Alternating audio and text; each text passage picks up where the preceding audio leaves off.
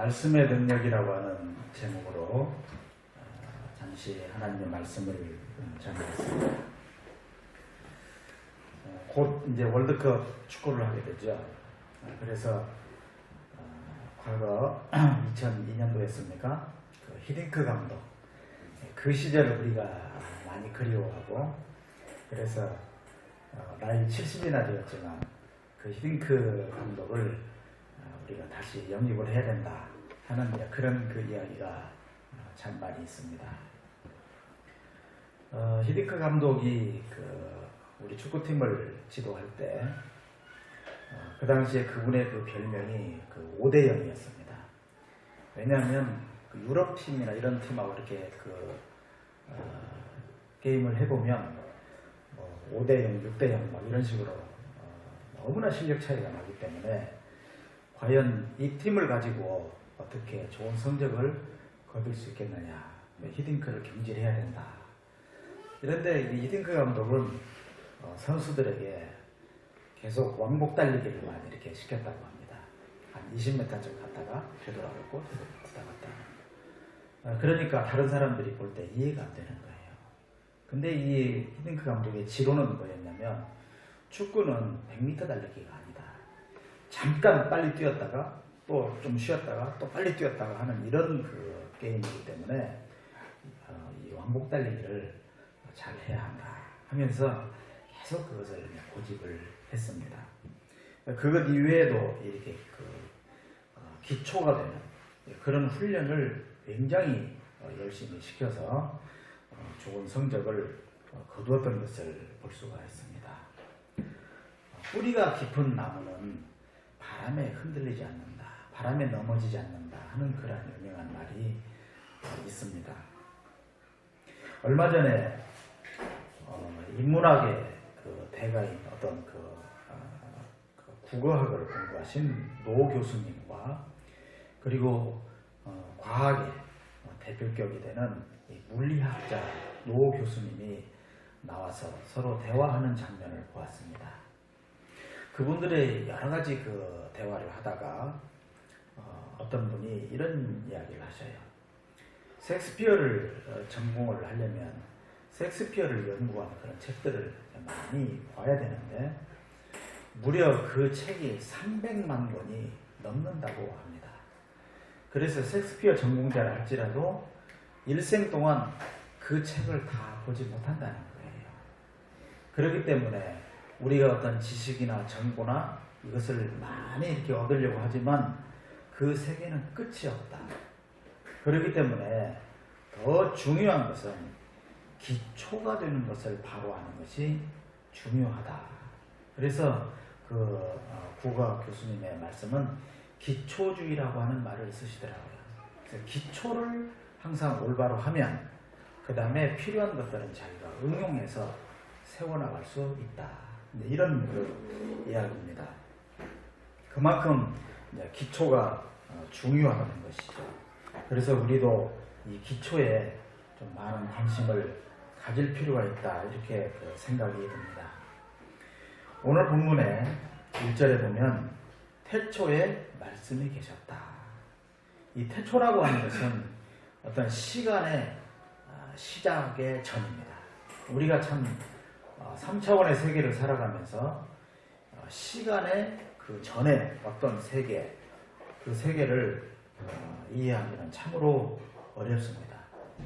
그러나 아무튼 그 태초에 말씀이 계셨는데 도대체 그 말씀은 무엇인가?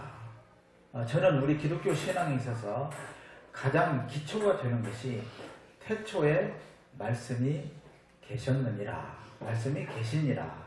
이 말씀을 옳게 제대로 잘 이해하면 우리 기독교 신앙의 가장 중요한 기초를 다지는 것이라고 생각이 듭니다.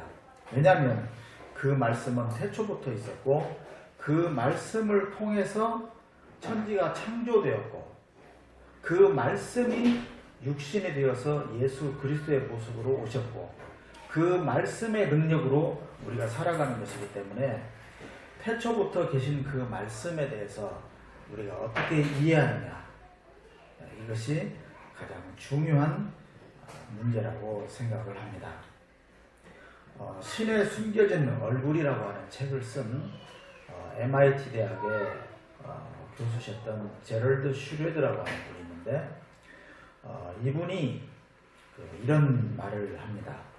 현대 물리학이 어떠한 견해를 가지고 있는가를 이렇게 요약을 하고 있습니다. 잘 한번 들어보십시오. 영원하면서 우주 이전부터 존재하는 그 무엇, 물질이 존재하기 이전에 어떤 법칙이 존재하였다. 비물질적이고 영원하면서 광대한 우주를 창조하는 무한한 잠재력. 지금 제가 무슨 이야기 하는 것 같습니까? 지금 이 물리학자가, 세계적인 물리학자가 하는 이야기입니다. 바로 이것은 하나님의 세계인 것입니다. 현대 물리학의 결과는 바로 하나님의 세계를 말하고 있는 것입니다. 그러면서 계속 이어나가기를 실제로 어디에서나 일관된 지혜와 복잡하면서도 질서정연한 정보를 만나고 있다. 이렇게 많은 입자들의 근원을 거슬러 올라가 보면 그 모든 입자들은 그것들의 근원인 에너지가 다양한 모습으로 나타난 것이다. 이 에너지의 근원은 실체가 없는 그 어떤 것인데 이것을 바로 지혜 혹은 아이디어 혹은 정보 혹은 파동라고 말할 수 있다. 이것을 함축한 히브리 단어가 있는데 그 단어는 에메트이다. 이분은 유대인이거든요. 히브리 단어를 쓰는데 에메트이다. 에메트는 진리라는 말입니다. 성경에서 말하는 그 진리를 에메트라고 하는데 이 진리와 물리학에서 발견한 그 진리가 상당히 일맥상통하는 것을 볼 수가 있습니다. 다시 정리하면 말씀은 지혜, 정보, 파동 이렇게 이해할 수가 있고요. 바로 성육신한 말씀이 그 본체라고 하는 것입니다. 이분은 그리스도인은 아니지만 유대교인이에요. 유대교인인데 물리학을 연구하고 이 물리학에 지금 말하는 것이 결국 영원전부터 계신 그 하나님의 세계를 말한다라고 하는 것을 이렇게 주장하고 있습니다. 상당히 공감이 되죠. 또한 오늘 본문에 보면 하나님은 말씀이시고 말씀으로 말미암아 모든 것이 창조되었다고 말씀합니다. 히브리서 1장 2절에 보면 하나님께서는 이 아들을 만물의 상속자로 세우셨습니다. 그를 통하여 온 세상을 지으신 것입니다. 요한복음 1장의 이 말씀과 역시 일맥상통합니다. 그래서 하나님께서는 말씀으로 세상을 창조하셨는데 바로 예수 그리스도께서 그 말씀의 본체시라고 하는 것입니다. 어떤 신학자는 그래서 이 예수 그리스도야말로 영원한 기초, 흔들리지 않는 터전이다라는 그러한 전제하에 그분의 신학 사상을 이렇게 펼쳐나가는 것을 볼 수도 있습니다. 4절 말씀에 보면 그에게서, 그러니까 예수 그리스도 혹은 그 말씀을 통해서 생명을 얻었으니 그 생명은 사람의 빛이었다. 그 말씀은 생명의 본체이며 빛이다. 이렇게 말씀하고 있습니다. 여러분, 이 말씀을 생명이라고 말하고 있는데요. 생명은 그 자체로 능력입니다. 예를 들면 한겨울에 잔디가 다 말라 죽은 것 같죠. 그런데 1월 하순부터 2월 초순만 되어도 땅을 파보면 벌써 거기에는 파릇파릇한 싹이 땅속에 숨어 있다가 3월, 4월이 되면 그게 다 나타납니다. 왜냐하면 생명을 가지고 있기 때문에 그렇습니다. 그래서 생명력이 있는 말씀이 우리의 삶에서 어떻게 나타나야 할 것인가, 이런 점을 우리가 깊이 생각해 보아야 합니다. 히딩크나 앞서 말씀드린 그 두 교수님들이 이 기초를 굉장히 강조했는데 우리의 삶에 무엇이 가장 든든한 기초인가 하는 것입니다. 여러분은 답을 다 알고 계십니다. 예수님께서 말씀하셨습니다. 사람이 지혜로운 자는 반석 위에다 집을 세운다. 왜냐하면 그 반석은 든든한 기초가 되기 때문입니다. 그러면서 주님은 그 든든한 반석은 하나님의 말씀이라고 그렇게 가르치셨습니다. 또한 교회, 주의 몸된 교회의 터는 무엇입니까? 사도들과 선지자들이 가르친 그 말씀입니다. 바로 그 말씀이, 생명의 말씀이 영원한 근원이고 기초라고 하는 것입니다. 우리가 이 말씀 위에 우리의 삶을 세워가야 할 것입니다. 12절 말씀에 보면 그 말씀, 그 예수 그리스도를 영접하는 자에게 하나님의 자녀가 되는 특권을 주신다고 했는데요. 이제 영접에 대해서 한번 생각해 보겠습니다. 영접한다. 우리 주보에 지금 이 그림을 바꿨는데 이게 바로 주님을 영접하는 그 그림입니다. 이것은 그냥 막연한 그림이 아니고요. 이것이야말로 우리의 삶을 제대로 이끌어주는 진정한 구원의 그런 메시지이기 때문에 지금 이 그림을 이렇게 했습니다. 여러분, 영접은 받아들임입니다. 그렇게 해서 관계가 형성이 되는 것입니다. 영접을 하게 되면 그 상대편을 알려고 합니다. 만일에 우리가 어떤 관계를 이렇게 하는데 상대편에 대해서 알려고 하는 마음이 없으면 그것은 관계가 아닙니다.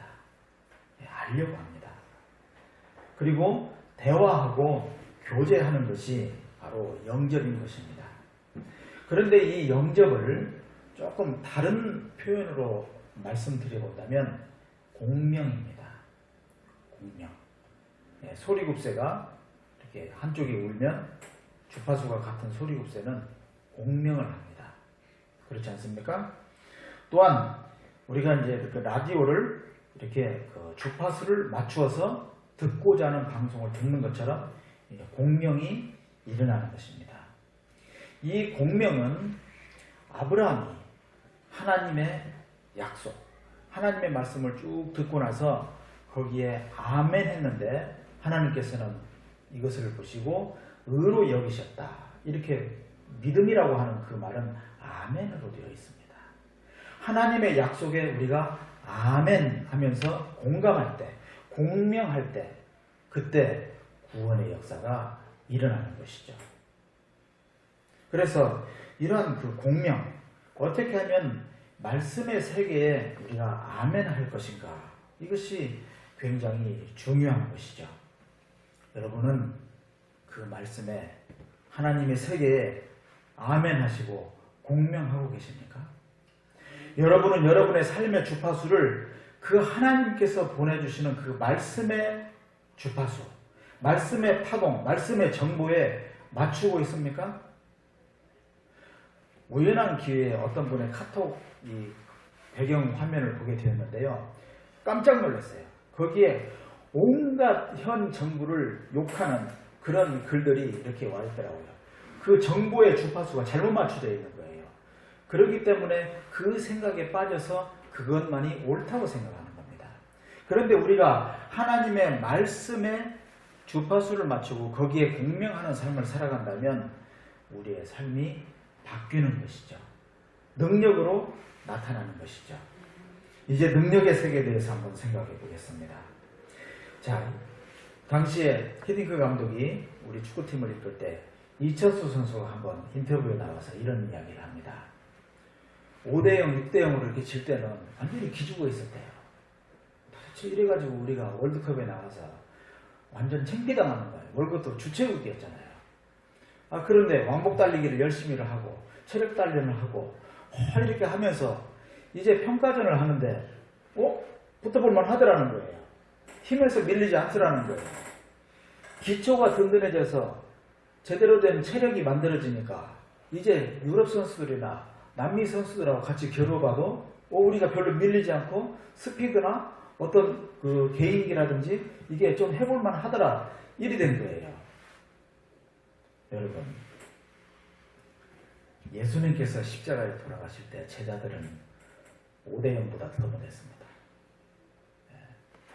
완전히 패배의식이에요. 우리가 따르던 그 주가 저렇게 형편없이 당하는 모습에 굉장히 당황하고 부인도 하고 도망치기도 하고 숨어들고 그랬습니다.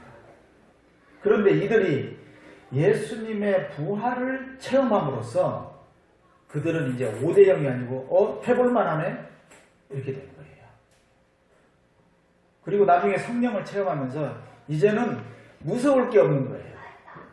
능력을 받은 것입니다. 십자가에 돌아가신 예수, 그리고 부활하신 예수, 성령으로 강림하신 그 사건을 경험할 때 그들은 생명의 말씀으로 새롭게 변화되었던 것입니다. 이제는 기초가 든든해진 거예요. 그러니까 해볼만 한 거예요. 능력의 증인이 된 거예요. 그래서 그들을 통해서 말씀의 능력이 나타났던 것입니다. 그 말씀의 능력은 어떻게 나타나겠습니까? 우리는요, 사실 지금 우리 성도님들 중에 병 고치는 능력 가지신 분 없는 것 같아요. 또 뭐 예언하는 능력 별로 없으신 것 같아요. 뭐 내일은 올 것이다. 그 정도는 예언할 수 있는 능력이 있는 것 같은데요. 그 이상은 못 하시는 것 같아요. 저도 마찬가지입니다. 청년 시절에 산에 올라가서 소나무를 붙들고 공동묘지 옆에서 밤새워서 기도도 하면서 능력을 주시옵소서 하고 뭐 그래 했지만 별 능력이 없어요. 그런데 지금 이 시대에 우리가 정말 받아야 될 능력은 무엇인가라고 생각해 볼까요? 그렇게 기도해도 하나님께서 주시지 않으면 더 이상 달라고 할 필요 없을 것 같아요. 왜냐하면 다른 능력을 받으면 되기 때문에. 보다 근원적이고 본질적인 능력을 우리가 받으면 되지 않을까 생각이 드는 것입니다. 여러분, 말씀을 통해서 기초가 든든해지면 세상을 보는 눈이 달라집니다. 사람이 어떤 눈이 달라진다는 것은 어마어마한 것입니다. 그래서 세계관이 변하고 가치관이 변하는 것이죠. 그래서 이 소리를 듣는 것, 이것만 가지고도 우리는 경이로움에 놀라게 됩니다. 여러분, 우리가 이 소리를 듣는 것이 그냥 자연스러운 간단한 것인 줄 아십니까? 이 소리 듣는 세계 요거 하나만으로도 수많은 전공자들이 있고요. 이 세계를 아직도 완전히 알지 못합니다. 눈으로 보는 것도 마찬가지입니다. 제가 아는 어떤 생물학 교수님은 망막에 대해서만 연구하는데 그 망막의 또 일부분만 가지고 평생을 연구합니다. 우리가 보는 거, 냄새 맡는 거, 듣는 거, 지금 여기 앉아있는 거, 우리가 숨을 쉬는 거, 이 모든 것을 깊이 생각하면 이것은 아무것도 아닌 자연스러운 일상이 아니고요. 기적의 세계입니다. 그것을 알아야 됩니다. 그래서 아침에 눈 뜰 때마다 하나님, 지금도 산소가 있군요. 지금도 제가 숨을 쉬는군요. 제가 오늘 이 예배 시간에 여기에 앉아있군요. 이런 모든 것을 생각하면서 그 경이로움에 놀라는 사람, 살짝 미치는 거죠. 제가 조금 미쳤어요. 살짝 미쳐있기 때문에 바보는요, 불행하다고 느끼지 않아요. 저희 병원 옆에 약간 이렇게 든 분이 한 아가씨가 하나 있어요. 항상 웃고 다녀요. 그녀를 본받자는 것은 아니지만 우리가 말씀에 미치고 말씀에 공명하면서 살아가면 우리의 삶이 달라지는 것입니다. 어떤 시각장애인 거린이 있었어요. 하반신 마비된 거린이 있었어요. 그런데 이 시각장애인은 시장에 어떤 한 모퉁이에서 구걸을 하면서 살아가는데 사람들이 별로 다니지 않는 어떤 이상한 데서 달라고 하는 거예요. 그러니까 하루 먹을 것도 제대로 얻지 못해가지고 쫄쫄 굶고 사는 거예요. 그런데 이 하반신 마비가 된 장애인은 보이니까 사람들이 많이 다니는 또 식당이 있는 그런 주변에 가서 음식을 이렇게 달라고 하니까 제법 많이 얻을 수 있는 거예요. 근데 하반신이 마비가 되어 있으니까 마음대로 움직이지를 못하는 거예요. 이 하반신 마비 장애인은 그래서 이런 생각을 했습니다. 아, 저 거린하고 나하고 같이 힘을 합치면 뭔가 서로 굶지 않고 굉장히 편리하게 살 수 있겠다. 그래서 그 시각장애인을 만납니다. 이제 내가 당신을 업고 다닐 테니까 어디든지 가고 싶은 대로 내가 가고 싶은 걸 이야기하면 당신이 잘 이야기를 해주면 좋겠다. 아, 그 좋겠다. 아, 그래가지고 이제는 이 음식을 잘 얻을 수 있는 그런 데를 찾아다니면서 이 사람은 이제 그 시각장애인을 얻고, 이제 시각장애인은 그 하반신 마비 장애인을 얻고 이렇게 자유자재로 이렇게 다니는 겁니다. 그래서 이제 잘 먹고 잘 살았다는 그런 이야기가 있습니다. 이게 아무것도 아닌 것 같지만 굉장히 중요합니다. 부부간에도 그렇고요, 부모 자식 간에도 그렇고, 우리 인간의 삶에 있어서 내가 가진 약점, 상대편이 가지고 있는 장점, 이런 것들을 잘 조화를 시켜서 서로 장점과 장점을 연결시키면은 그러면 굉장히 좋은 시너지가 나타날 수가 있는 것입니다. 하나님을 사랑하는 자, 곧 그 뜻대로 부르심을 입은 자들에게는 모든 것이 합력하여 선을 이루느니라 할 때 그 합력하여, 이 말은요 시너지라고 하는 말입니다. 우리 약사님이 계시니까 제가 이런 말을 해도 될지 모르겠습니다. 항생제가 있잖아요. 세균을 죽이는 항생제가 있고 이 세균의 번식을 억제하는 항생제가 있어요. 죽이는 항생제와 죽이는 항생제끼리 합쳐졌으면 효과가 1 더하기 1이 됩니다. 그건 더하기가 되는 거예요. 그런데 죽이는 항생제와 정지시키는 항생제, 요 두 가지를 같이 쓰면은 시너지가 일어나요. 맞죠? 네? 잊어버렸어요? 그래서 항생제를 쓸 때는 반드시 죽이는 항생제와 세균의 활동을 정지시키는 항생제를 같이 쓰게 되면은 굉장한 효과가 1 더하기 1이 아니고 그보다 훨씬 더 많은 효과를 거둘 수가 있는 것입니다. 마찬가지로 우리가 말씀의 능력을 체험하게 되면, 하나님의 말씀에 공명하면서 살아가면 우리가 보는 관점이 다르기 때문에 똑같은 것들끼리만 만나서 하는 것이 아니라 서로가 다르지만 같이 연합해서 합력해서 선을 이룰 수 있는 그러한 삶을 살아가게 된다라고 하는 것입니다. 삼위일체 하나님이 그렇습니다. 삼위일체 하나님이 성부, 성자, 성령, 우리가 디테일하게 보면 좀 다른 역할들을 이렇게 하셔요. 뭔가 좀 달라요. 그런데 그 삼위의 하나님이 온전히 사랑으로 하나가 되어서 시너지를 그렇게 하시는 삶을, 그러한 모습을 우리에게 보여주시는 것입니다. 그래서 우리가 그렇게 살아가면 하나님의 그 능력을 우리의 삶에서 체험하고 나타낼 수가 있는 것이죠.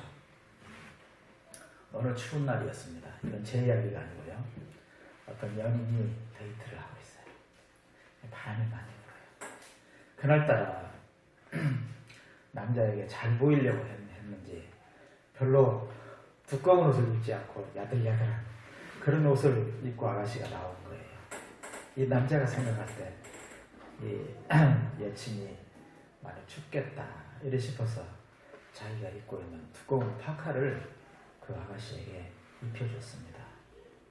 입혀주고 나니 어떻게 됩니까? 이 남자는 추운 거예요. 그럼 자기 춥지 않을까? 나 안 추워. 그런 거짓말은 좀 해도 되죠? 안 춥다. 사실은 춥잖아요. 내가 좀 춥지만 그러나 사랑하는 사람을 위해서 내 옷을 벗어주는 거. 뭡니까? 이것이 바로 사랑이라고 하는 것입니다. 사랑은 내가 좀 힘들어지는 것을 감수하면서 그 일을 하는 것입니다. 왜냐하면 사랑이라고 하는 그 가치가 너무나 소중한 것이기 때문에 그렇습니다. 그것을 아는 사람은 그렇게 합니다. 자, 그러면 그러한 이 커플은 앞으로 여러분 이제 예언을 해보십시오. 잘 될 것이다. 아니면 안 잘 될 것이다. 어느 쪽입니까? 잘 되는 쪽으로 우리가 생각하잖아요. 왜냐하면 기초가 든든한 거예요. 사랑의 의미를 아는 거예요. 그 사랑에 이들은 공명하는, 특히 그 남자가 그러는 거예요. 여기에서 이들이 생명력이 넘치는 어떤 그러한 가정으로서 능력이 나타나는 그러한 가정을 이룰 수 있게 되는 것입니다. 여러분, 혹시 지금까지 그렇게 살아오지 않았다면 조금 회개하시기 바랍니다. 내가 좀 손해나더라도 감수하고, 내가 좀 춥더라도 그것을 참고 상대편에게 베풀고 배려하는 그러한 삶을 살아가는 것이 바로 능력의 세계라고 하는 것입니다. 이것은 아무나 할 수 있는 것이 아닙니다. 참으로 하나님의 말씀에 사로잡힌 사람, 그 기초가 든든한 사람이 그것을 할 수가 있는 것이죠. 12절 말씀에 영접하는 자, 하나님의 자녀가 되는 권세를, 특권을 주셨으니 이렇게 말씀하고 있습니다. 하나님의 자녀는 어떻게 특권, 권세를 가질 수 있습니까? 어떻게 능력을 가질 수 있습니까? 비가 옵니다. 비가 올 때 우리가 우산을 들고 나갑니다. 그 우산 하나만 있으면 웬만한 비는 다 막아낼 수 있습니다. 비록 빗방울이 좀 튀어서 신발이 젖을 수는 있습니다. 그러나 비가 한염없이 내리지만 그 우산을 들고 한 걸음 한 걸음 나갈 때 그 비를 맞지 않고 살아갈 수 있습니다. 저는 기초가 든든한 그 말씀에 공감하면서, 말씀에 공명하면서 살아가는 삶이 바로 우산을 들고 이 세상을 살아가는 그러한 삶이라고 생각합니다. 여러분, 우리가 살아가는 세상이 항상 우리에게 양탄자를 깔아줍니까? 그렇지 않잖아요. 항상 자고 일어나면 산타크로스가 우리에게 선물을 갖다주는 그런 세상을 살아갑니까? 살아보니 아니잖아요. 시련과 역경과 고통이 있고요. 걸핏하면 뱀이 나타나서 우리를 물고 우리를 죽게 만들려고 합니다. 그러나 못뱀을 바라본 자들이 살아남았듯이 예수 그리스도는 그러한 존재로 항상 자리매김을 하고 계시는데, 우리가 그럴 때마다 못뱀을 바라보면 우리가 살 수가 있습니다. 마찬가지로 우산을 들고 이 험악한 비 내리는 이 세상을 한 걸음 한 걸음 우리가 살아갈 수 있는 것입니다. 그래서 말씀은 강력한 능력이고 강력한 우산이다. 무엇이든지 다 막아낼 수 있는 우산이다. 이렇게 믿습니다. 우리 믿음의 선조들이 그랬습니다. 그리 아니하실지라도. 무서운 말이에요.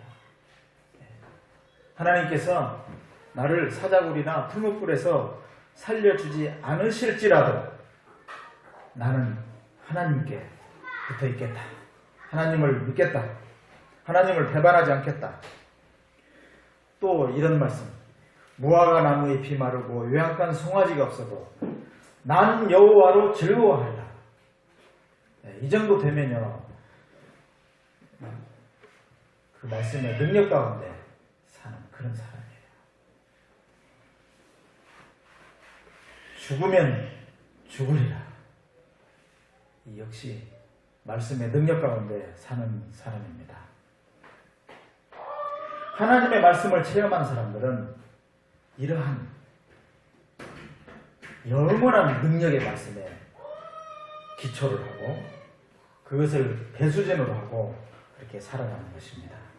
이것이 하나님의 자녀의 모습이며 하나님의 능력의 세계인 것입니다. 우리가 비록 살아가면서 이런저런 시련이 있고 어려움이 있을지라도 항상 영원한 능력이신 그 말씀만을 바라보십시오. 그 말씀의 뿌리를 깊이 내리고 그 말씀을 기초로 해서 그 위에 여러분들의 삶을 세워나가십시오. 그것이 주님을 영접한 하나님의 자녀의 권세다. 하나님의 특권이다. 그리고 능력의 세계다. 이렇게 확신합니다. 우리 모두 하나님의 말씀에 아멘하는 삶을 살아갑시다. 사랑으로 살아갑시다. 삶의 진정한 그 의미를 말씀 안에서 발견하시고 어떠한 시련과 고통이 와도 하나님의 말씀 가운데서 서로 사랑하시면서 이것을 잘 극복해 나가시는 믿음의 능력자들이 되시기를 주님의 이름으로 부탁드립니다. 기도하겠습니다.